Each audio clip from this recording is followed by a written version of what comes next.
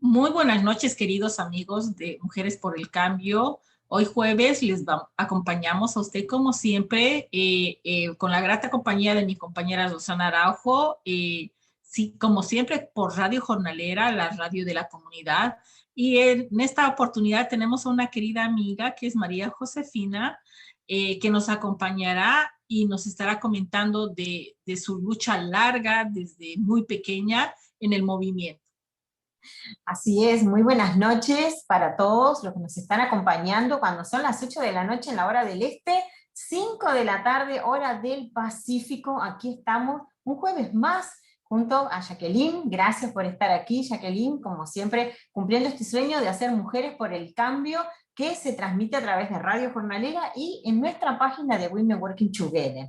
Decirles que no dejen de seguirnos en nuestras redes. Ustedes saben que nos hacen inmensamente felices cuando recibimos un like y sabemos que están allí acompañándonos en YouTube, Facebook e Instagram de Women Working Together, Mujeres por el Cambio y Radio Jornalera. Y como decía Jacqueline, sí, hoy tenemos una querida amiga, bueno, muchas cosas para conversar, para conocer y para que ustedes también se involucren en la causa que ella está llevando. Así que, bueno, darte la bienvenida, María Josefina López. Gracias a ambas por tenerme aquí. Muy contenta de estar aquí con ustedes y de que el programa sea en español, porque yo a veces todas las entrevistas siempre las tengo en inglés, así que muy alegre de estar pudiendo hablar en mi lengua natal con todos ustedes y conversando con todos los latinos en Estados Unidos y Latinoamérica. Asimismo, y bueno, de eso se trata, de impulsar nuestra lengua, de impulsar nuestras raíces. Eres puertorriqueña, representas muy honradamente a los puertorriqueños, y bueno, y como siempre preguntamos a todos nuestros invitados, invitadas, ¿quién es María Josefina? Depende de quién le pregunte, yo creo. Si me preguntas a mí, yo digo que María Josefina es una mujer con mucho poder y mucha ética en su trabajo. Creo mucho en la liberación de los pueblos. Entiendo que nuestra liberación está unida a unas luchas que a veces no comprendemos hasta que nos metemos de lleno en las luchas, porque esto no son cosas que nos enseñan en la escuela, en ninguno de nuestros países. Eh, y una mujer que ama mucho a su país, que ama mucho a su familia y que de la misma manera que quiere ver su pueblo y su gente libre y en su poderío, le gustaría que en Latinoamérica, en muchos países donde eso no está ocurriendo, ocurra. Y un poquito entrando un poco más, cuéntanos cómo ha sido tu juventud, tus empiezos de luchas, porque yo sé que desde muy joven en Puerto Rico tú has estado luchando. Entonces, ¿cómo empiezan esos primeros pasos para decir, esto no me gusta y voy a estar en acción, voy a salir a las calles? Porque de pronto hay muchos jóvenes que lo hacen, pero después otros prefieren estar, digamos, en sus cuestiones de adolescencia. ¿Cómo ha sido ese despertar de decir, no, yo tengo que estar aquí y tengo que salir? Sí, en Puerto Rico la cultura es una cultura de lucha. Es un pueblo que ha estado bajo coloniaje por más de 500 años, primero España, luego Estados Unidos. Y bajo Estados Unidos los últimos 123 años. Y a pesar de todo eso, todavía mantenemos nuestro lenguaje, todavía mantenemos una cultura, todavía mantenemos una idiosincrasia en nuestra bandera, nuestro himno, ¿verdad? Que está la cuestión del himno revolucionario, pero que todo el mundo se lo sabe, y el himno que tocan en las Olimpiadas o en algún otro evento que sea internacional. Comienzo porque en mi familia han habido personas dentro de las cuestiones políticas de Puerto Rico, han habido personas de todos los ámbitos, así que aprendí desde muy pequeña a conversar con personas que tenían diferentes formas de pensar y ver cómo ellos se interrelacionaban entre ellos mismos. Fue un proceso que yo creo que me enseñó mucho a pesar de que yo sé cuál es mi convicción y la aguanto y no la cambio, es poder escuchar a otras personas y ver dónde podemos converger para crear un mejor país. Fue algo que aprendí desde muy pequeña con mis papás, con mis abuelos, porque en mi casa mis abuelos eran parte integral y mis tíos eran parte integral de esa familia, que acá le dicen familia extendida, pero en Puerto Rico era parte integral de la familia primaria.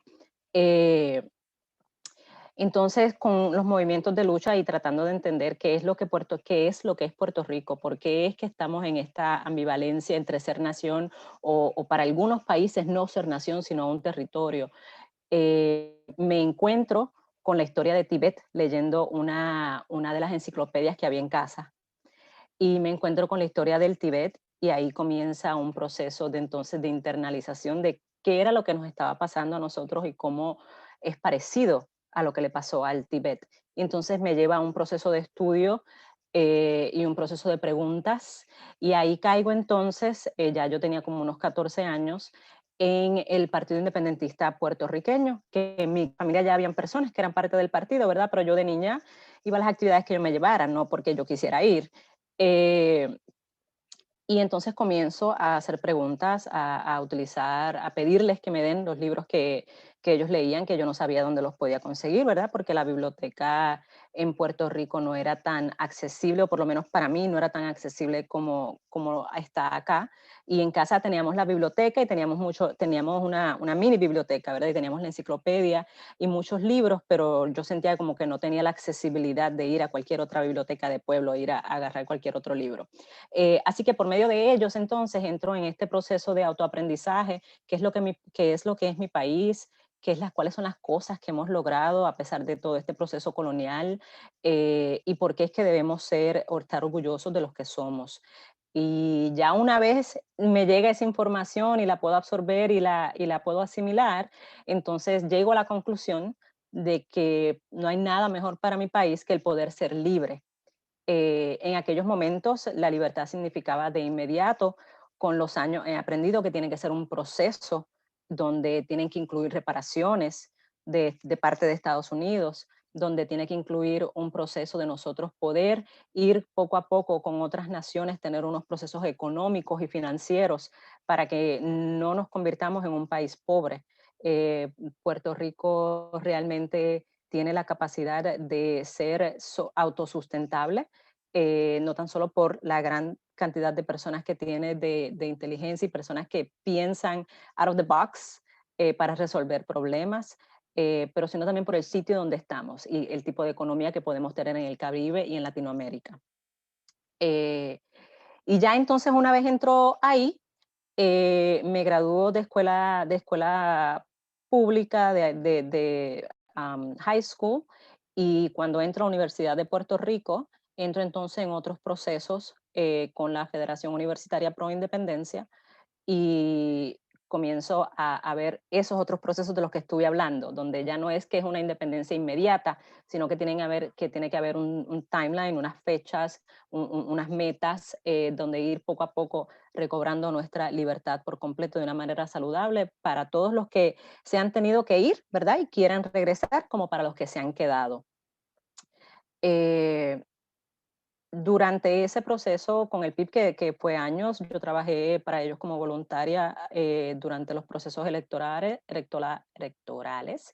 y aprendí mucho. Es ahí de donde sale mi pasión por mi país. Además de que me gusten las playas, que son preciosas, además de que me gusten sus montañas, su viento que huele diferente, es otra razón de ser.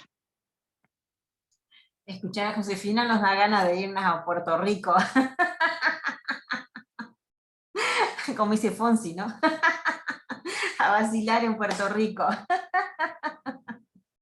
Pero yo sé que no todo es rumba, porque así como que piensan, ¿no? Cuando uno habla de aquí, de la Florida o de Miami, que tienen grandes problemas también económicos y que a veces no se ven, se tapan con una imagen. Y escucharte bueno, que hace muchos años que reclaman, ¿no? Ese estado, por decirlo de alguna manera. ¿Crees que el pueblo está maduro políticamente? O sea, ha evolucionado, por utilizar otro término y que no lo asocien a alguno otro, pero ¿crees que, porque siempre se escucha como una ambigüedad, ¿no? Unos dicen que sí, otros dicen que no, los que están afuera quieren estar independientes, los de adentro dicen que no, ¿cómo se lleva eso? Buenísima, buenísima esa pregunta porque acabamos de tener una lección no hace mucho y les puedo contar que el partido que es pro estadidad ganó solamente con un 32% de la población. O sea, casi el 70% de la población le dijo que no a ese tipo de liderazgo. Y de igual manera ellos llevaron un referéndum a cabo, un referéndum que nuevamente no tiene el aval del Congreso americano, por ende solamente se queda ahí y no ocurre más nada. Se perdieron $3 millones en un referéndum que no iba para ningún sitio, de un dinero que era para los procesos de hospitalizaciones y de cosas del COVID. Lo sacaron de ese fondo. Eh, eso para ponerlo en perspectiva, cuando hablamos de personas que quieren ser parte de Estados Unidos. Eh, yo considero que el pueblo, luego del 2019, para aquellos que no sepan, en el 2017, Puerto Rico 2016 estuvo con los huracanes Irma y María, y fueron huracanes que devastaron el país, muy parecido a lo que hizo San Ciriaco en los 1800. Y lo mismo proceso ha ocurrido. Luego de que esos huracanes devastaron el país, ha entrado un proceso neoliberal y un proceso de lo que se le llama disaster capitalism o capitalismo del desastre, en el que compañías extranjeras van al país a comprar a centavos del dólar edificios, agencias, todo lo que esté a la venta. ¿Por qué está a la venta? Está a la venta porque luego de la destrucción que ha ocurrido, el gobierno que fue sacado, ese gobierno que estaba fue sacado por el pueblo puertorriqueño en la diáspora y en Puerto Rico, porque miles de personas de la diáspora viajaron a Puerto Rico a ser parte de esos eventos, hicieron muchos eventos en otras partes del mundo, no tan solo en Estados Unidos, sino en Europa y en Asia también. Han comprado entonces y han pasado por unos procesos de comenzar a vender al país nuevamente a personas extranjeras que no tienen por lo general ese tipo de contratos que ellos hacen, no tienen ninguna responsabilidad para con el país. Justo luego de los huracanes tuvimos una secretaria de educación que fue básicamente impuesta, nuevamente americana, y llega al país a comenzar a vender y a cerrar escuelas públicas. En Puerto Rico, por la geografía, no hay el mismo acceso vehicular que existe acá para los transportes de escuela pública. Por ende, todas las escuelas de pueblo son de suma importancia para una educación accesible y de calidad. Y si tú le cierras a cualquier pueblo una escuela pública, dejaste ese pueblo y esos niños sin educación. Muchos de ellos no podrán ir, llegarán tarde a diario, tendrán que faltar muchas veces, un sinnúmero de problemas.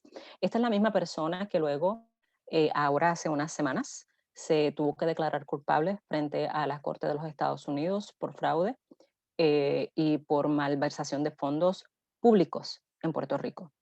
Eh, Todo eso para decir que es el mismo proceso que se está rehaciendo, un proceso donde hay una devastación atmosférica y el gobierno la ha creado en una devastación humana creada por el gobierno, creada por el Estado. Eh, Luego de eso han creado entonces unas leyes justo antes de que el pueblo le sacara al señor Ricardo Rosselló. La noche antes de irse, él firmó unas leyes que permiten al gobierno actual vender al país pedazo por pedazo. Pueden vender agencias, pueden vender terrenos, incluyendo terrenos agrícolas, que se supone que son terrenos que estén cuidados. Pueden vender terrenos cuando los terrenos que tuvo la Marina que estuvo en el pueblo, la isla pueblo de Vieques.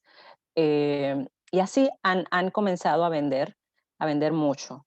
Estamos en unos procesos que tienen que ver con esa ley de destrucción de uniones. Por ejemplo, una de las uniones más fuertes en Puerto Rico, la UTIER, que tiene que ver con la Agencia de Energía Eléctrica, la cual es pública. La han comenzado a vender con la compañía Luma, que es una compañía que es asociada americana y canadiense. Y en ese proceso de venderla y de darle un contrato a una compañía en la que la compañía no asume ninguna responsabilidad. Ahora mismo llevamos una semana en Puerto Rico con unos outages de luz. Ellos no saben por qué son los outages, pero tampoco tienen por qué responder. Por ley no tienen que responder y se pueden ir cuando quieran. Y en ese proceso entonces han comenzado unos procesos de destrucción de uniones. ¿Por qué esto es importante para tal vez las personas que están en Estados Unidos? Porque una de las uniones que ha firmado contrato con la compañía Luma son los compañeros y compañeras de la IBEW, que es International Brother Line Workers, que son las personas, ¿verdad?, que trabajan la electricidad acá en Estados Unidos, la unión grande de los electricistas, y ellos han firmado un contrato con esa compañía para traer entonces a Puerto Rico a los compañeros y compañeras de esa unión a quitar el trabajo a los unionados de Puerto Rico. Y por eso es que aquí es donde estas luchas se intercajan. Y por eso es que el pueblo americano tiene que saber qué hace su gobierno y qué hacen sus uniones. Y esos trabajadores tienen que saber que lo que están haciendo es rompiendo otra unión.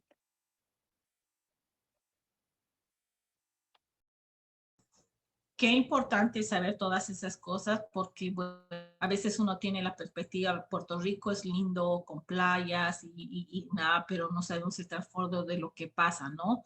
¿Qué te hace venir, María José, a los Estados Unidos? Como muchas y muchos de los compañeros puertorriqueños, es la necesidad de acceso económico, mejor acceso económico, una vida digna. Eh, yo me fui de Puerto Rico con un grado asociado como técnico quirúrgico y no podía hacer más de 7.25 la hora. Fue lo más que me pagaron trabajando en hospitales y en oficinas privadas. Todo el mundo pagaba lo mismo. En la misma posición en Massachusetts me pagaba $22 la hora con un diferencial por hacer un turno de noche. O sea que cobraba más que eso. Y nuevamente cuando vemos la cantidad de dinero que sale de Puerto Rico de compañías privadas o de oficinas o de agencias de seguros, sabemos que los sueldos no tienen que ser tan bajos. A este momento, ese todavía sigue siendo el sueldo. Yo me fui de Puerto Rico casi 19 años atrás. Este verano van a ser 19 años. Eh, y esa fue la única razón por la que yo me fui de mi país. Con unos procesos bien difíciles porque sé que me estoy yendo al país que le está haciendo mucho daño al mío.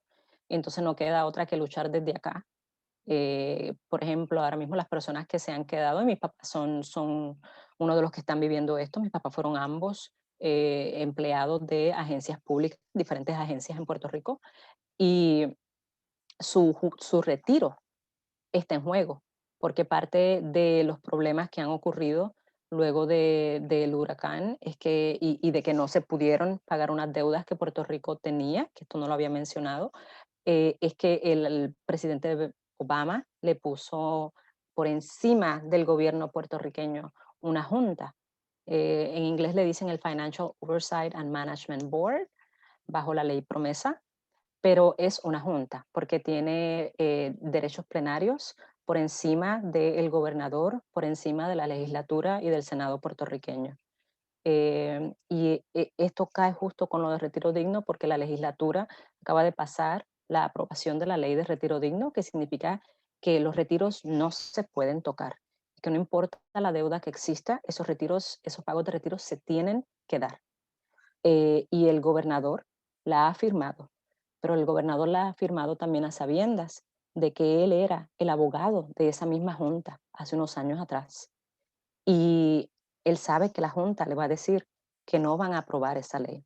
Y no importa lo que haga la legislatura, no importa lo que haga el gobernador, a menos que ellos los saquen del país de alguna forma, la junta puede decidir que no va a seguir esa ley y que va a retirar los fondos que tenga que retirar de donde los tenga que retirar para pagar una deuda y no pagarle el retiro a las personas que han construido el país por los últimos 30 y 40 años. Entonces me voy por todas esas razones. Claro, yo no sabía que estas cosas iban a ocurrir, pero sí sabía que no importa cuánto estudiara, porque mis papás ambos son estudiados con maestrías y no tenían una vida como la merecían. Y ahora están viviendo este otro problema. Y eso no eran cosas que yo quería vivir. Todos al fin y al cabo tenemos una sola vida y merecemos una vida digna. Yo creo que aquí lo importante es que las personas en la diáspora y nuestros aliados nunca nos olvidemos de dónde salimos y por qué nos salimos, porque la mayoría nos hemos ido solamente por razones económicas. Y aún así vemos ahora a nuestras familias sufriendo eso mismo por lo que nosotros nos fuimos. Interesante conocer esta parte de Puerto Rico, ¿no? Como decía Jacqueline, siempre escuchamos lo bonito o nos muestran los videos bonitos. Pero también, Es bello, es precioso, eso no se puede negar. Yo llego y es como que estoy en otro mundo, pero hay muchas cosas que también hay que resolver. y exactamente, y hay que mostrarlo al mundo. No, yo siempre digo cuando hablo de Miami, Miami Beach es hermoso, pero 10 bloques hacia adentro, 10 cuadras hacia adentro, hay otra realidad en la cual todos vivimos y hay que mostrarla al mundo, de desempleo, de, bueno, de desocupación, de ocupación y de todo eso. Pero con respecto a las jubilaciones, a los retiros, qué importante que hagan leyes porque siempre en un país lo primero que se aborda es retirar a las personas adultas sus retiros, a la educación, a la salud, y eso tendría que ser algo inamovible, que no tendría que tocarse por ningún concepto. Entonces, digo, es bueno que nosotros, los que no somos puertorriqueños, que hemos nacido en otros países, conozcamos. ¿Por qué te digo esto? Siempre que estamos en las acciones, en las actividades, vemos a muchos puertorriqueños, y nosotros, que estamos en otra condición no tan privilegiada, decimos, ¿por qué siempre están quejándose si son ciudadanos americanos? ¿Cuál es el problema? ¿Te sentiste así distinta? Porque siempre yo escucho decir, somos puertorriqueños, y eso queda como, bueno, los que no entendemos qué pasa, cuál es el conflicto, si son ciudadanos y se supone que tienen todos los privilegios que los que viven en Estados Unidos, se sienten como los desplazados. Y entonces es como en mostrarse que son todo el tiempo orgullosamente puertorriqueños y que están, bueno, con esa condición de ciudadanos de Estados Unidos o americanos, porque, bueno, les ha tocado en la vida y no quieren. Entonces, digo, los que no lo somos decimos, pero ¿cuál es la queja? Sí, sí, súper interesante esa pregunta y me la han hecho mucho, mucho, mucho. Es que, o sea, hay personas que le encanta su ciudadanía americana, de igual que en otros países que también le encanta. La diferencia aquí yo creo que es bien importante recalcar que nosotros no tenemos ciudadanía puertorriqueña. Nosotros decimos que somos puertorriqueños, esa es nuestra idiosincrasia, nuestra bandera, nuestro himno nacional, ¿verdad? Nuestra historia, todo lo demás. Eh, pero nosotros no tenemos ciudadanía puertorriqueña y no existe. O sea que si nosotros no somos ciudadanos americanos, somos stateless people, con todo lo que eso abarca, que significa que es sumamente difícil el poder viajar a donde sea, que significa que no vas a tener un sinnúmero o se te va a hacer sumamente difícil ganar un sinnúmero de accesos a universidades, a trabajos, a licencias de conducir, lo más básico. O somos ciudadanos americanos en papel o somos stateless people. Y esto ya ha ocurrido en Puerto Rico. El señor Juan Maribraz decidió quitarse y tuvo que ir a corte a que le quitaran su ciudadanía americana. Él no la quiere. Su historia es maravillosa, un gran prócer de Puerto Rico. Eh, pero entonces llega con todos estos otros problemas, donde pues estás en un solo sitio y no te puedes mover. Hay unas cosas que no tienes acceso a ellas. De igual manera, tenemos que recordar que la ciudadanía americana fue impuesta a los puertorriqueños y puertorriqueñas en parte para poder ser utilizados en guerra y en parte también durante los procesos de 1950, cuando se estaba creando la nueva constitución de Puerto Rico. ¿Verdad que los Estados Unidos le decía al mundo, Puerto Rico es su propio país, ellos tienen su propia constitución, así que ya no necesitamos que ustedes vengan a revisar qué es lo que estamos haciendo con esta colonia, porque es que ya no son colonia, ya no les tenemos que pagar impuestos a los demás por nosotros tener una colonia, porque por las colonias se pagaban unos impuestos, porque es que ellos no son colonia, ellos son su propio país. Entonces, esto es parte de los procesos que la gente no entiende. La ciudadanía americana fue impuesta por encima de la ciudadanía puertorriqueña. Y disculpen si escuchan un ruido, eso yo creo que es mi computadora. Eh, y eh, Luego entonces pasaron unos procesos sumamente brutales en contra de lo que era ser puertorriqueño, donde hubo una ley mordaza, hubo una ley donde no se podía ondear la bandera puertorriqueña, de lo contrario ibas a cárcel. Luego estuvieron las carpetas, que yo sé que acá le decimos carpeta a las alfombras, to the carpets, pero en carpetas en Puerto Rico son los folders, ¿verdad? Que era lo que se hacía antes. Se le dicen carpetas y era donde a toda persona que fuera pro independencia o pro el país y no fuera pro americano, se le hacía una carpeta, se le hacía un folder y tenía varias personas, hay personas que eran allegadas a ti y luego le estaban hablando al FBI, le estaban hablando a la CIA, le estaban hablando a la policía local acerca de ti, de si tú tenías alguna bandera en tu país, en tu cuarto o en tu casa o las ondeabas cuando se iba la policía del área, etcétera, etcétera, etcétera. Y esto, ¿verdad?, ha creado una división que está engranada dentro de nosotros como seres humanos, porque esos fueron años y de no podernos creer, como aunque fuéramos hermanos y hermanas puertorriqueñas, de no podernos creer porque no sabíamos quién era el que iba a estar hablando con el FBI, quién era el que iba a estar hablando con la CIA o con la policía local. Eh, Así que eso ha creado muchas fricciones y divisiones en nuestra población y es un proceso que tenemos que sanar y es una de las razones por la que a veces se nos hace tan difícil el creernos, poder crear movimientos juntos y entender que no, aquí nadie se quita y estamos todos juntos y nadie nos vamos a echar el uno al otro. Pero son todos estos procesos violentos que los vemos en todos los procesos coloniales, ya sea de los nativoamericanos que ocurrieron aquí, como han ocurrido en muchos los otros territorios que todavía tiene Estados Unidos, como ha ocurrido también en muchos otros países, a veces menos brutales, pero de igual manera tratando de deshacer una población, de deshacer un país. En estos momentos ese tipo de ley ya no se, ¿verdad? No se aceptaría, pero entonces está todavía la parte de, bueno, pues entonces te dejo sin escuela. Y ahí la persona que estará, va a estar presa por todo el mal que hizo en educación. Nos cerró más de 300 escuelas. Las personas que tenían que estar encargados de salud nos cerraron los hospitales públicos y han traído entonces unas empresas nuevamente americanas que son las que se llevan el capital, que ya no es del pueblo, es del pueblo porque es del gobierno, ¿verdad? Pero no es el tuyo personal que trabajaste porque tu paga es tan baja que terminas entonces teniendo que necesitar una asistencia gubernamental y ellos tienen unos contratos entonces con el gobierno y asimismo ese dinero, aunque sean subsidios de Estados Unidos, por así mismo salen por compañías americanas. Hay un estudio muy interesante que enseña el dinero que Estados Unidos envía a Puerto Rico como subsidios, y lo estoy poniendo entre comillas, y cuánto dinero más sale del país, mucho más del que ellos envían. Qué interesante todo lo que nos comentas. La verdad que estoy aprendiendo mucho porque así como decía Rosana, yo miro las playas, Daddy Yankee, el chupacabras y los laboratorios ocultos de ahí, esas locuras que a veces salen.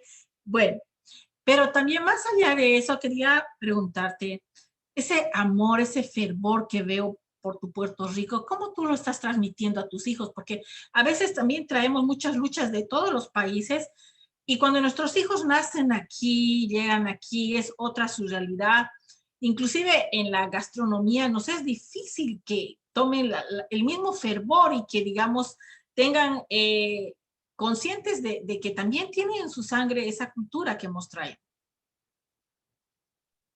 Sí, sí, a veces es difícil y es cuesta arriba y uno tiene que tomar, yo no sé ustedes, pero cuando yo conocía mi cultura y como les he contado, amo a mi país y sé la historia de mi país muy bien, pero una vez me fui de él y tengo hijos, me percato de el, es como que se tornó más fuerte, se tornó como que no es que si tal vez puedo leer este libro o si tal vez puedo ir a este evento puertorriqueño, es que tengo que.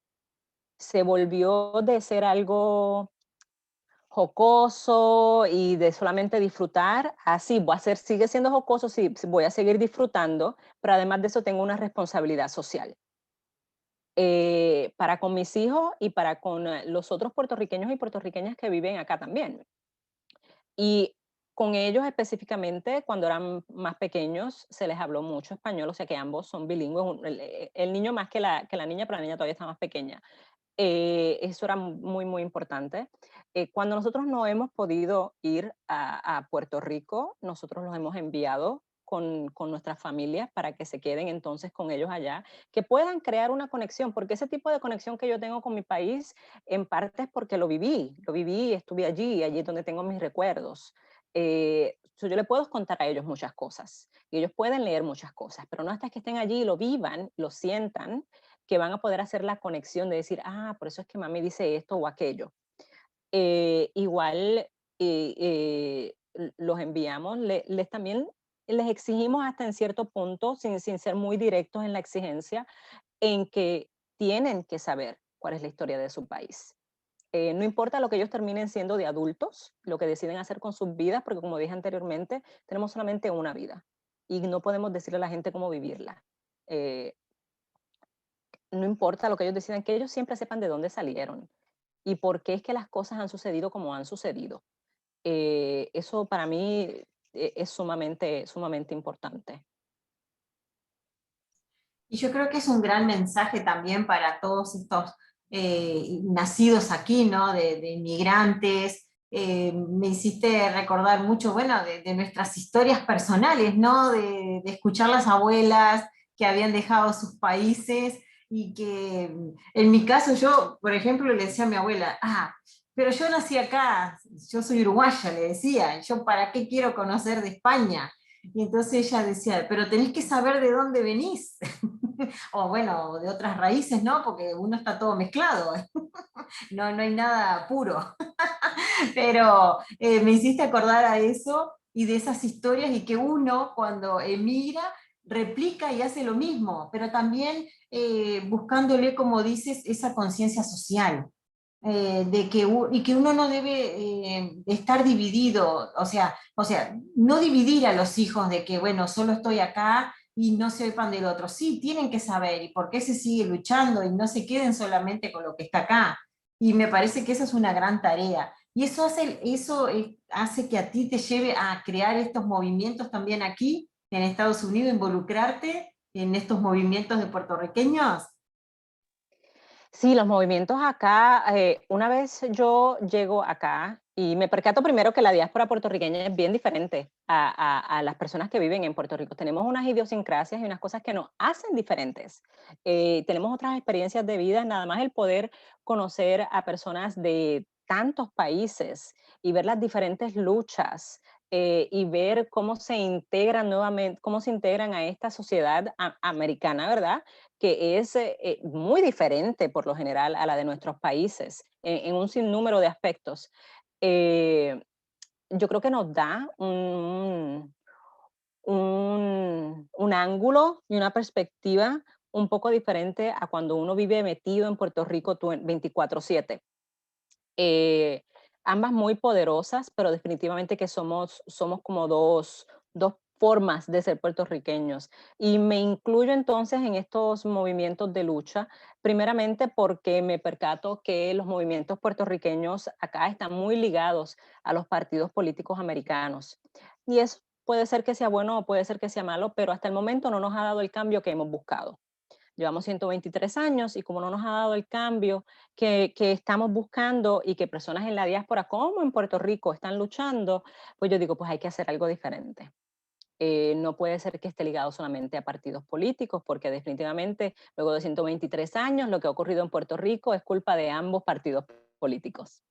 Eh, entonces me lanzo a crear Diáspora en Resistencia, que es la organización que dirijo para asegurarme que ampliamos las voces de los puertorriqueños en Puerto Rico. Y esto para mí fue bien importante porque ese ángulo de las voces de los puertorriqueños en Puerto Rico, porque como les mencioné, muchas organizaciones puertorriqueñas en los Estados Unidos, cuando llega el momento de alzar las voces a viva voz por lo que se está diciendo en Puerto Rico, terminan cogiendo una curva y usan entonces el mensaje de X o Y partido según ellos estén adjuntos a ellos. Y yo entendía que eso había que romperlo. no importa si el puertorriqueño en Puerto Rico no puede votar por el presidente, desde esa perspectiva, sí importa, pero lo que me refiero es, no importa si el puertorriqueño en Puerto Rico no puede votar por el presidente, o el legislador, o el representante. Lo que importa es que todas esas personas tienen la capacidad de crear leyes que le hacen daño a los puertorriqueños en Puerto Rico. Y por ende, sus voces tienen que ser escuchadas. Para mí no hay otra forma de verlo, no hay otro marco de referencia. Si tú tienes la capacidad de crear leyes que afectan a un país, ese país tiene que ser escuchado. Y más allá de la comisionada o el comisionado residente que podamos tener en el Congreso, el cual no tiene voto, solamente tiene voz, necesitamos más personas dentro de ese Congreso. Y entonces, como no tenemos otra avenida, porque no nos las permite ni nuestra Constitución ni el Congreso americano, lo que nos queda entonces es la abogacía de pueblo.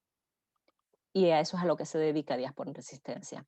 Asegurarnos de que creamos avenidas directas con personas de Puerto Rico que hablen directamente con los representantes o senadores o con quien tengan que hablar dentro del Congreso estadounidense. Luego de eso, ¿verdad? Esa es esa organización, pero aquí no hay forma de hacer este trabajo y no inmiscuirse en las luchas de los inmigrantes, en las luchas de la comunidad negra, en las luchas de los Native Americans, porque nuevamente como pueblo colonizado, todas esas situaciones nos afectan también. Y les doy un ejemplo muy sencillo. En Puerto Rico hay unas fincas que son unas fincas agrícolas que son de Monsanto. Cuando le pagan, claro está, como igual que pagan acá, muy poco para ir a recoger los frutos.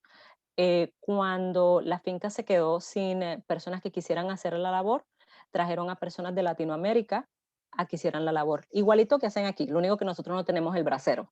Eh, y pero nuevamente, esas personas no tan solo Monsanto se quedó con los millones de dólares de poder haber hecho su negocio que hizo, ¿verdad? Pero esas personas tampoco, igual que a los puertorriqueños, no se le pagó lo que se le debe haber pagado. A esas personas tampoco tienen los derechos de trabajadores igual. Los mismos problemas que pasan aquí, la misma cosa. Y entonces, cuando una vez uno llega aquí y ve todas esas cosas, dice, pero es que esto está todo interconectado. Esto no es que solamente pasa en Puerto Rico, o que solamente pasa en México, o que solamente pasa en Perú. No, no, no, es que esto está todo interconectado. Y lo que está interconectado es por las personas que ponemos en el poderío de nuestras naciones, que terminan entonces haciéndonos y haciéndonos el mismo tipo de daño. Y esas son las voces de las que yo quiero alzar, esas voces que entienden eso, esas voces que pueden explicar eso, son las que yo quiero que sean escuchadas, porque ya todas las otras que han tenido el poderío y el dinero para poder ser escuchadas lo han hecho y no nos han traído ningún cambio. Qué importante saber todo eso y que nuestra audiencia esté aprendiendo, ¿no? De todas las cosas que nos estás comentando, porque muchas de las personas ignoramos todas esas situaciones de lo que está pasando y ya decimos, bueno, tiene el privilegio de no pedir visa y vienen y van cuando quieren y todas esas situaciones, ¿no? Cuando uno está sin estatus migratorio siempre les vemos como privilegiados, ¿no? Y quería comentarte que entremos un poco más a la área de nuestro estado, de Florida. Según tu percepción política, ¿qué estamos fallando? ¿Por qué no ganamos en Florida, digamos, la parte demócrata? ¿Qué ha pasado? ¿Qué análisis tú tienes de esto? Porque en estas últimas elecciones hemos estado luchando puerta a puerta, por lo menos en el sur de la Florida, un poco más al norte creo que es un poco más, digamos, la actividad menos, pero se ha estado luchando. Pero otra vez tenemos un gobernador que siempre nos están atacando. ¿Qué tenemos que cambiar? Yo creo que la forma en que hacemos la abogacía de pueblo. O sea, no cabe duda que la lucha se está dando. No cabe duda que hemos abierto nuevas mentes. No cabe duda que esta última elección fue histórica. Pero también tenemos que recordar varias cosas. Florida sigue siendo un estado del sur, ¿verdad? Nosotros somos un pedacito así como que alejado del resto de la tierra, pero seguimos siendo un estado del sur. Y aquí el racismo es rampante. Tenemos también que entender que es similar a lo que ha ocurrido en Puerto Rico, aunque no nos han cerrado escuelas, han controlado la forma en que enseñamos. y han comenzado a vender nuestras escuelas de manera charter. Las charter schools tienen un sitio de ser bien específico. Cuando tú tienes unos niños con ya sea unas necesidades o con unas capacidades que la escuela pública no les saca el máximo, bueno, pues tal vez tú puedes tener una charter para que los padres no tengan que pagar una escuela privada. Eso yo lo puedo entender. Lo que yo no puedo entender es cómo teniendo escuelas públicas buenas, le abrimos una charter al lado. Eso no queda otra que verlo desde la perspectiva de que nos quieren hacer daño al sistema escolar federal. Un sistema escolar que, claro, que puede ser mejorado. Todo puede ser mejorado siempre. Pero es un sistema escolar que creó la clase trabajadora y la clase media de este país, seamos sinceros.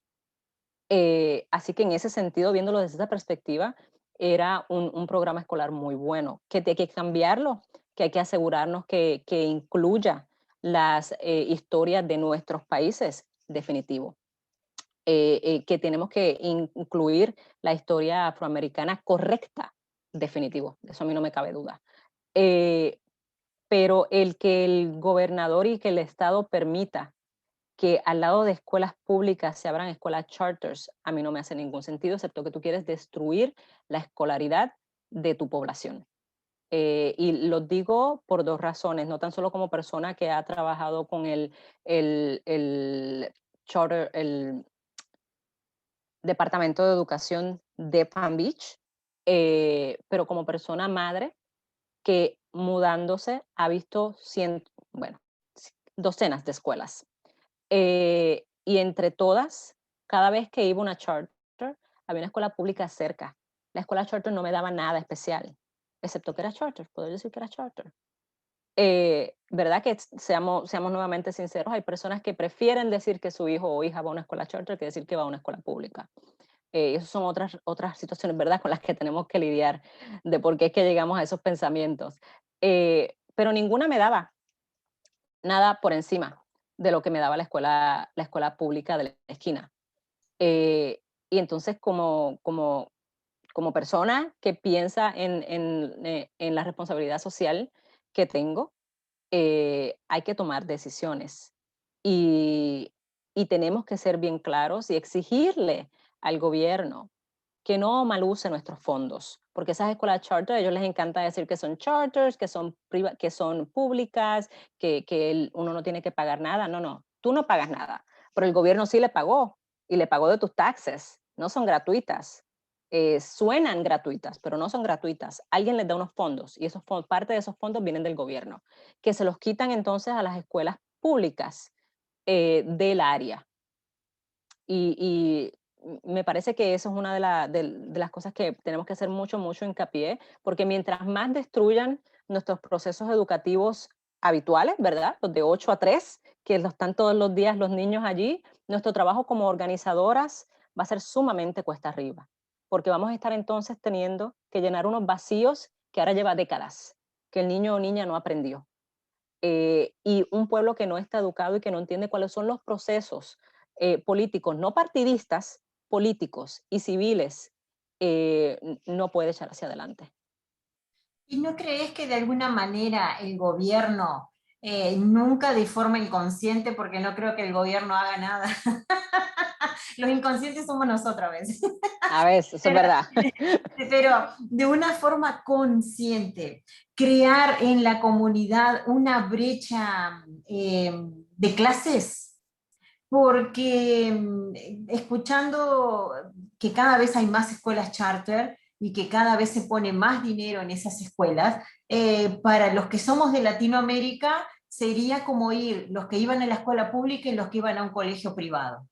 Y entonces se creaba esa diferencia social, porque de educación en la escuela privada no, poco y nada tenías, porque de última tenías que terminar en una universidad pública, al menos en Uruguay, ¿no? Porque no hay, ahora, después de los años que comenzaron las privadas. Entonces, se creaba una clase social, una brecha a los de aquí y los de allá, los pobres y los de clase media.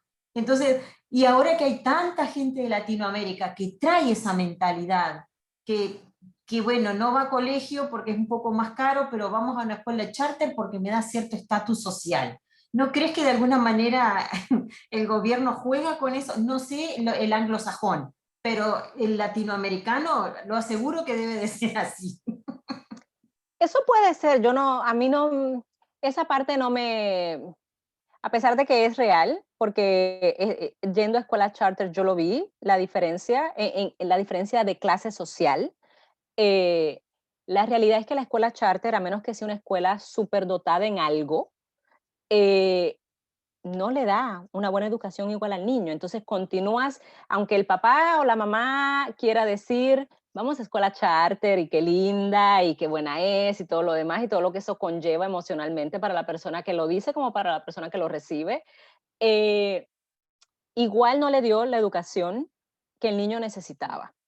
¿Verdad? Y estamos yendo más allá de ciencias o matemáticas, sino de lenguajes donde no seamos monolingües, porque entendemos que el mundo tiene muchos idiomas y siempre debemos hablar más de uno o dos idiomas, pero también tener aprender cuáles son nuestros derechos civiles, cómo es que trabaja nuestro gobierno, cuál es su función realmente, cómo es que nosotros podemos ser parte de ese gobierno, aunque no seamos personas electas. Todos esos procesos no nos son enseñados en ninguna, ni en la pública ni en la charter. Nuevamente, a menos que cualquiera de ambas sean de calidad, sumamente escuelas que van más allá de lo que uno piensa, uno va allí todos los días y aprende algo. Eh, entonces, aunque el padre o la madre esté pensando en esa clase social y en ese standing, la realidad es que el niño o la niña igual terminó saliendo con unos vacíos en su aprendizaje. Son vacíos que, nuevamente, a menos que el niño o la niña luego quiera aprender más y se tome la tarea de autoeducarse, pues ya entonces tenemos un adulto que no sabe cómo moverse, que no sabe cómo hacerse valer por sí mismo en sus derechos, no tan solo sus derechos humanos, pero sus derechos civiles. No va a entender cuando sus derechos civiles no estén siendo cuidados o no estén siendo seguidos.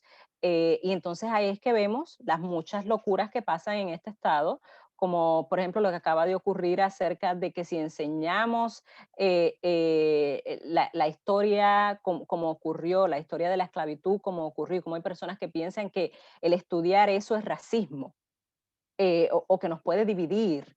Eh, Todas esas cosas ocurren porque, nuevamente, son personas con unos vacíos educativos que nunca se dieron ellos a la tarea de aprenderlos y ahora nos toca a nosotros como organizadoras y organizadores tratar de explicar esas cosas. Pero entonces hay un sinnúmero de brechas que uno tiene que brincar porque ya la persona viene con otra mentalidad y con otras filosofías.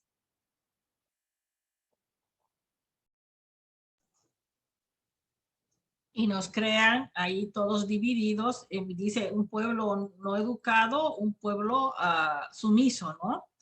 Y quería ir, una cosa que me lleva a otra es, ¿cuál ha sido el impacto de esta pandemia cuando estábamos todas enmarcadas en una lucha y bien listas para las elecciones, para un censo que al final de cuentas tiene una importancia en nuestros estados sumamente, y llega esta pandemia?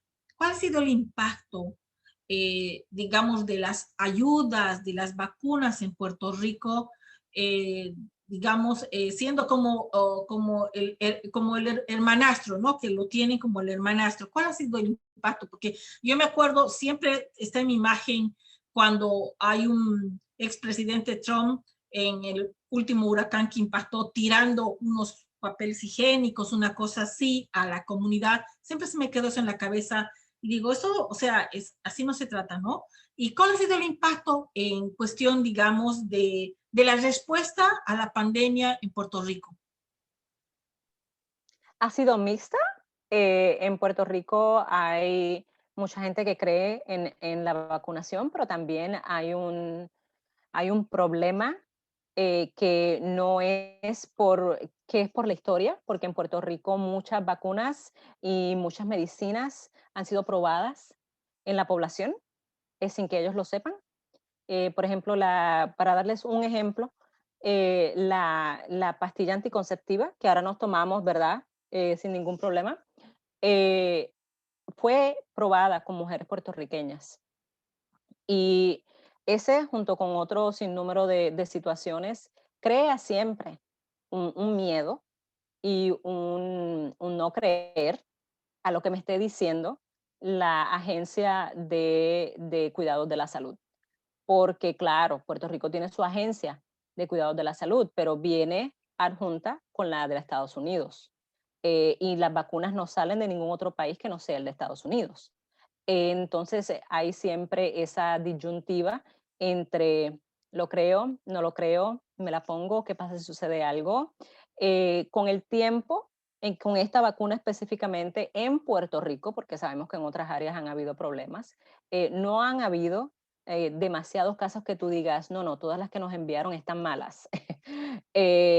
Así que la gente se ha ido vacunando, los niños se han estado vacunando, pero en Puerto Rico por la pandemia, muchos sitios cerraron y luego entonces la gobernadora de turno en aquel momento abrió el país a que las personas pidieran ir a vacacionar.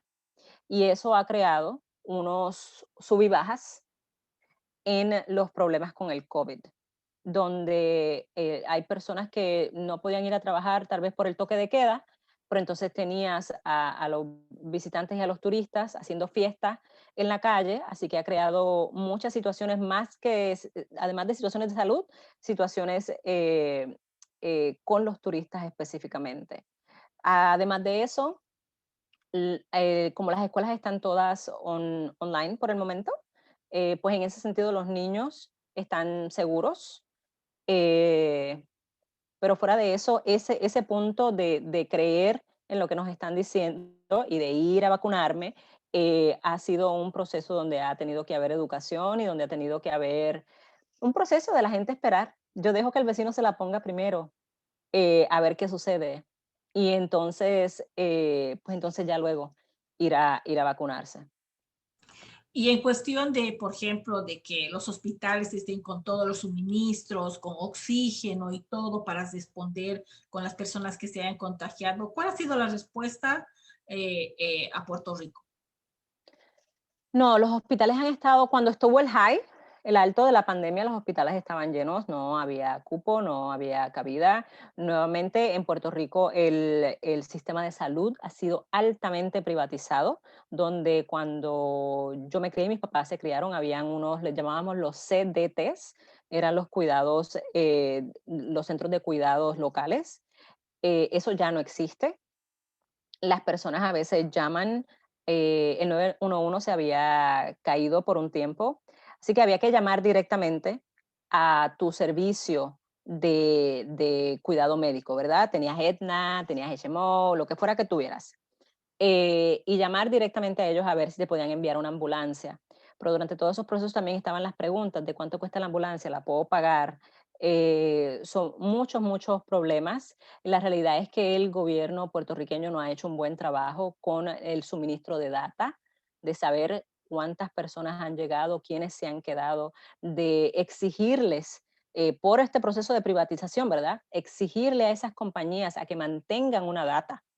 O sea que hay mucha información perdida entre las personas que necesitaron ayuda, si la lograron obtener o no. Eh, y luego entonces están los procesos de autopsias y de muertes, que en Puerto Rico siempre han sido un problema luego del huracán Irma y María, porque siempre ha habido como un backup, donde nunca han logrado sacarlos a flote. Y hablando de salud, sabemos también de que levantas otra bandera que es, bueno, para que haya cobertura de salud para todos, o Medicaid, como le dicen. ¿Cómo es eso? ¿Cómo es no sé, esa iniciativa de que, bueno, de que la salud sea para todos como debe de ser, ¿no? Sí, yo creo que esta pandemia nos ha enseñado a todos, a los que lo sabíamos ya nos los solidificó, y a los que no sabían y han tenido que pasar procesos difíciles, les hizo entender por qué es que tantos otros países alrededor del mundo le dan seguro y acceso médico a sus ciudadanos y ciudadanas y a sus residentes. Eh, yo creo que Medicare para todos o Medicare for All es un derecho humano, esa ley que se llama Medicare for All, que en español le decimos Medicare para Todos, que ambas tienen sus campañas en ambos idiomas. Es la única que nos va a permitir asegurarnos que ese Medicaid que se hizo hace años atrás, o ese Medicare que se hizo hace años atrás, que se hizo pensando en que se iba a nacionalizar. No se nacionalizó en aquel momento por las muchas guerras internas que hubo, pero el punto de Medicare en aquel momento era nacionalizar el acceso a cuidado médico para la población americana. Así que nosotros vemos Medicare for All y Medicare para Todos como una extensión de esa lucha que se dio en aquellos momentos y que sabemos que luego los han tratado de romper, ¿verdad? Hasta el Medicaid y Medicare parte A, parte B, parte D, y son procesos en los que se han tratado de romper esa ley y privatizarla de pedazo en pedazo. Medicare for All es, es algo que es sumamente accesible si movemos los fondos adecuados y si dejamos de no tan solo de no exigirle a los millonarios y billonarios de este país que paguen, ¿verdad? Porque seamos realistas, alguien lo tiene que pagar, no es gratuito. Pero una de las cosas que quita también es que las aseguradoras, que son los millonarios y billonarios de este país, puedan, puedan literalmente hacer dinero de una persona que está enferma. Eso es inhumano, eso es inmoral, no hay razón por la que hacer eso. Yo entiendo que todos queremos una vida digna, que todos queremos vivir cómodos, eso es algo muy humano. Eh, pero de eso a decir, bueno, que se chave el resto del mundo y que se chave el resto de la sociedad porque yo quiero vivir de X o Y manera. Eso es algo que como país no podemos aceptar y la mejor forma de resolverlo es con legislación. Ahora, escuchando Medicaid para todos, ¿no? En español suena de una manera, pero el concepto es otro, porque en realidad tendría que ser para todos los que están dentro del territorio de Estados Unidos, bueno, o Puerto Rico, Sí. porque si no, siempre estaríamos en esta desigualdad. Solo los que son ciudadanos o residentes tal vez podrían tener esa cobertura y caemos en lo mismo que estamos ahora. Entonces digo, tendría que ser como más contemplativo y decir, bueno, todos los que están dentro del territorio de Estados Unidos, porque los que no tenemos documentos, seguimos en lo mismo.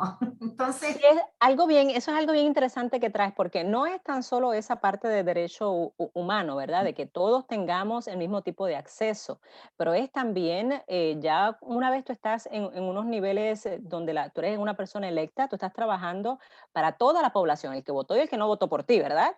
Entonces, desde esa perspectiva, si tú quieres cuidar a tu población, tú tienes que asegurarte que, por ejemplo, en una situación de pandemia como esta, que todo el mundo pueda tener acceso a un cuidado médico para poder parar el problema, para poder parar la pandemia. Un ejemplo bien sencillo, por ejemplo, es de por qué, yo no sé acá, pero yo sé que en Puerto Rico, a las primeras personas que se le puso su vacuna fueron a los personas que están presos.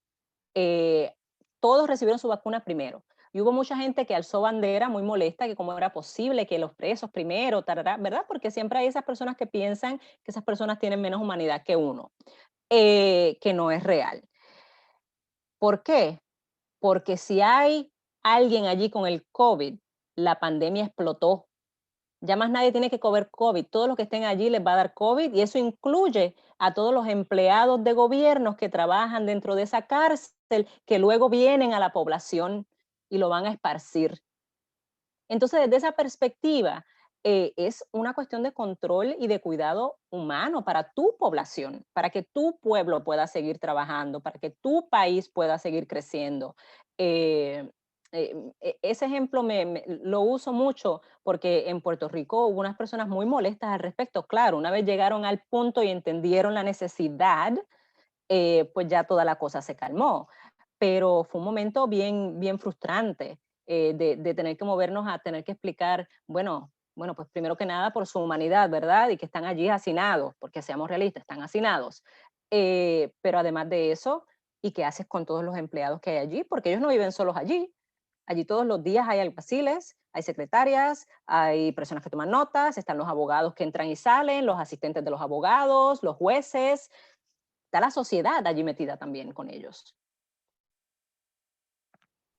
Así mismo. No, y además me venía un poco a la cabeza una historia que conocía de un ecuatoriano que ha venido de turismo aquí, se ha contagiado, ha estado como una semana y media, dos creo, y ha salido con una deuda de $500,000. Entonces, ¿cómo de importante es eso? Porque mucha gente que se ha enfermado, tal vez el entrar en un hospital es la quiebra total de su vida y van a tener que pagar hasta el último día todo lo que deben por algo que, digamos, no estaba en nuestras manos contraer, porque también la salud pública se habla mucho de que esto ya se sabía desde noviembre y no han tomado las precauciones y el Estado tiene la obligación de precautelar a la sociedad, al cuidado de la ciudad. Entonces se puede ver muchas cosas, pero al final cae en nosotros, digamos, como los del último que se apagamos los platos rotos, ¿no? Qué importante es todo lo que nos estás comentando. Dime, ¿cómo nos podemos unir a la lucha? Coméntanos un poco de eso, porque este tema a todo el mundo le interesa. Este tema todos tenemos que estar inmiscuidos porque es, como te digo, en un momento dado estamos tranquilos y cuando nos toca una de estas cosas a cualquiera que ya no somos tan mayores, pero estamos un poco entrando que cada día es como el auto viejo, algo te pasa. Entonces tenemos que estar atentos y inmiscuirnos en estas luchas. Sí, sí, definitivo. Y es bueno que traes la parte económica, porque como mencioné anteriormente, esta parte donde acá en este país la gente piensa que es normal tener que pagar tanto por un cuidado médico básico. Es bien importante que rompamos con esa idea. Yo personalmente he estado décadas sin seguro médico. Por esa misma razón, a mí no me cabe, pero claro, esta soy una persona saludable, soy una persona que no toma medicamentos a diario, soy una persona que no necesita estar yendo a darse tratamientos de nada. Y entonces yo puedo tomar esa decisión porque me sale más fácil para mi economía personal el no tener que pagar deducibles, copagos y la prima y solamente pagar cuando tengo que ir. Cuando yo tengo que ir al dentista, voy y lo pago. Cuando yo tengo que ir al médico primario, voy y lo pago. Y me sale de esa forma más barato. Pero la realidad es que esa no es la forma en que debe ser, porque el día que me toque hacer algo de emergencia y yo no pueda dar esa tarjeta de seguro, los médicos y las oficinas de los hospitales van a tomar unas decisiones probablemente que son en contra a lo que es mejor para mí, pero mejor para sus cuestiones financieras. Y esos son los bloques con los que tenemos que romper. El Medicare para todos asegura eso. El Medicare para todos asegura que ya no tenemos que pensar en si lo puedo pagar o no lo puedo pagar. No, no, no, es que el acceso está ahí para que lo obtengas. ¿Qué va a suceder entonces con nuestra comunidad? Que ya no vamos a esperar a que no nos podamos salir de la cama para llamar a un hospital o llamar a una ambulancia, sino que la primera que nos sintamos algo, vamos a llamar al médico de cabecera para poder decidir cuál es el próximo paso. Significa que vamos a vivir unas vidas más dignas, vamos a vivir unas vidas más saludables y posiblemente, ¿verdad? Vamos a no tener que llegar a esos gastos exorbitantes que a veces tienen, que los de la pandemia son diferentes, ¿verdad? Porque nadie es culpable de tener COVID. eh, pero de estas otras cosas que a veces tenemos que entrar y en operaciones que tenemos que entrar porque la enfermedad se nos ha ido y hemos esperado tanto que ya está fuera de control, entonces ya no queda otra. Yo creo que ese punto es bien importante, donde vamos a tener una vida más digna, una vida más saludable y que eso repercute entonces en nuestra comunidad y en nuestra sociedad, porque significa que perdemos menos días de trabajo, perdemos menos días de enfermedad, los trabajos no paran, cosas así, igual con los cuidados de nuestros niños, no los tenemos que sacar del cuido, no los tenemos que sacar de la escuela, todo lo demás. Con Medicare para todos, yo les paso el enlace con National Nurses United. Hay unas campañas muy buenas de Medicare para todos. Sabemos que el Medicare para todos fue reintroducido al Congreso este año con más de la cantidad de coauspiciadores que tenía anteriormente. Así que definitivamente va incrementando más personas, no tan solo grandes agencias de doctores o medical National Medical Associations las han aprobado y han dicho sí, estamos a favor de este tipo de ley. Y esto, el apoyo de ellos es muy importante porque algunas personas lo que dicen es que con este tipo de ley, entonces los médicos no van a ser pagados o las enfermeras no van a ser pagadas. Eso no es real. Eso no es real. Así que es sumamente importante que el apoyo de esas agencias y de esas uniones que son, ¿verdad?, con los que más les va a cambiar su trabajo porque es su labor a diario, que nos apoyen y están en apoyo. Así que eso nos deja mucho, mucho que decir de lo favorable que es este tipo de ley, no tan solo para nosotros, como las personas que los utilicemos cuando nos estemos enfermos y seamos pacientes, sino para ellos, para poder hacer su trabajo diario. Y no hay que olvidar de que el sistema está hecho para que no haya prevención, porque de esos, el no tener una cobertura médica hace que vos digas, no, no voy a ir porque no puedo pagarlo y no estás previniendo. Y como decían en mi país, prevenir es curar, y a veces una buena decisión en la prevención te lleva que la enfermedad no sea tan grande como diabetes, presión y cáncer u otras cosas que sabemos que cuando no tienes documentos es imposible costear esas enfermedades. Entonces, yo creo que es importantísimo y además por ser un derecho básico, así como es la educación, la vivienda, la salud, tiene que ser tres factores para mí y pilares fundamentales en toda sociedad, ¿no? Hasta la vivienda. Pero bueno, a ver, casi siempre se transgiversa con otras mentalidades, pero en realidad tiene que ser así y que uno tiene que exigirlo. No se está pidiendo quizás que sea de gratis todo, pero bueno, por lo menos de bajo recurso o que sea accesible, asequible, para que, bueno, se pueda acceder y que no sean los privilegiados que tienen siempre todo y que, bueno, y hay una población que está en mayor riesgo, ¿no? Así que bueno, me parece muy buena esa campaña, yo creo que todos y todas debemos apoyarla, levantar nuestras voces como pacientes o no pacientes de alguna vez que lo hemos sido y hemos tenido que pagar, como dice Jacqueline, esas sumas increíbles. Entonces, bueno, estamos bueno, hoy aquí contigo, María José, tratando de sacar a la luz un poco esta campaña. Y el tiempo se nos está pasando rapidísimo. No sé si Jacqueline tiene alguna pregunta más allí para María José. No sé, me gustaría que María José dé un mensaje a todas las personas, a todas las mujeres que a veces somos las que llevamos, digamos, el timón en la familia de que te duele, anda al doctor. Eso y lo otro, van manejando toda la situación, que dé un mensaje para que se unan a esta campaña. Yo creo que sí podemos hacer el cambio. Esto no se requiere de concentraciones ni de reuniones porque se puede hacer por Facebook, Zoom, se puede participar de muchas maneras. Entonces creo que tenemos que tomar un paso adelante, no nos sentemos cómodamente esperando que María José haga todo el movimiento y cambie todo. No, nosotros tenemos que ser parte porque, como dice una arena hace una playa. Entonces, que animes a todo el público a que se una a esta campaña. Gracias por eso. Sí, sí, sí, o sea, es de suma importancia que nuestra comunidad hispana y latina se una a este tipo de campaña. Hay muchas organizaciones trabajando en esto.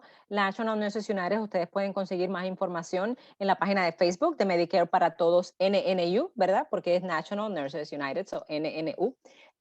Medicare para Todos NNU.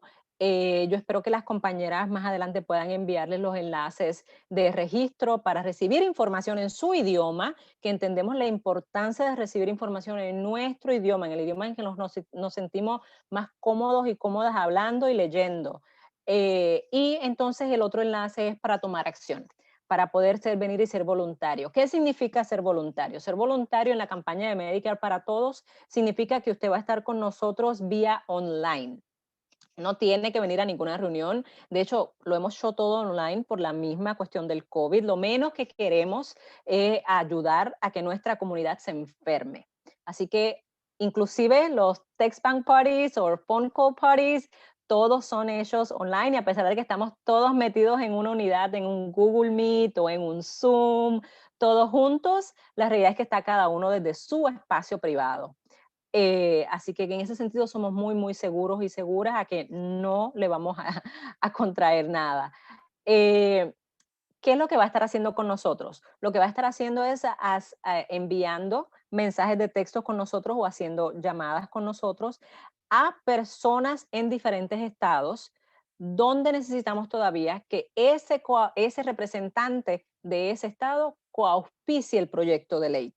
Estos son los estados target en los que nos estamos enfocando muy fuerte, porque sabemos que así mismo vamos como una ola y así mismo vamos cogiendo más fuerza y más personas se han percatado de la necesidad de que sus constituyentes quieren este tipo de proyecto y una vez ellos escuchan de ustedes, entonces ya no tienen otra forma pero que firmar, porque al fin y al cabo ellos trabajan para nosotros y nosotras.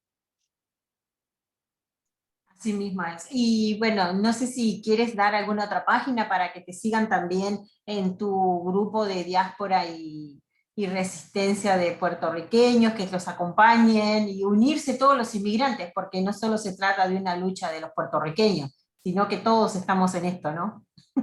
Definitivo, definitivo. Voy a repetir el de Medicare para todos, NNU, en Facebook y asimismo también en Facebook, en Instagram y Twitter puedes conseguirnos en Diáspora en Resistencia para todo lo que tenga que ver con Puerto Rico y la lucha de los inmigrantes.